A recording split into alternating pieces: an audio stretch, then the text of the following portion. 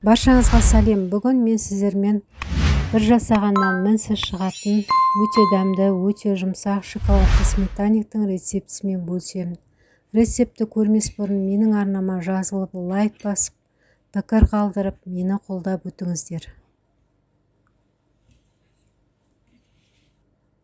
Бізге қажетті 250 грамм ұн, 200 грамм май, 100 грамм қант, 2 ас қасық какао, 1 ванилин, 1 шай қасық разликитель қажет.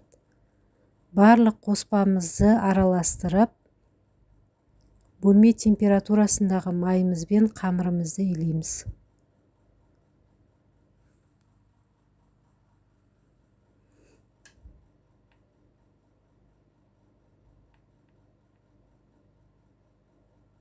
Үйленген қамырымыздың үстіне 1 дана жұмыртқамызды салып, қамырымыздың бәрін біріктіріп, мешокқа салып 30 минутқа холодильникке қоямыз.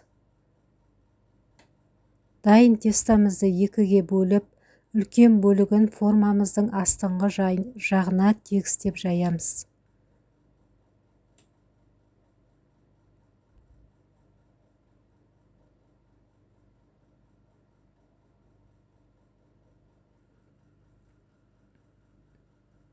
Қалған бөлігін жандарына жағып шығамыз. Тестамызды стақанның көмегімен тегістеп аламыз. Енді бізге қажетті 400 грамм сметана 20%, 100 грамм қант, 4 дана жұмыртқа, 1 пачка ванилин қажет салмасына. Салмамызды жаймен араластырып, дайын тестамыздың үстіне құямыз. Менің формамның диаметрі 24. 180 градуста 45 минут пісіріп аламыз пирогымызды. Пирогымызды 2 сағатқа суытып, дастарханға ұсынсақ болады.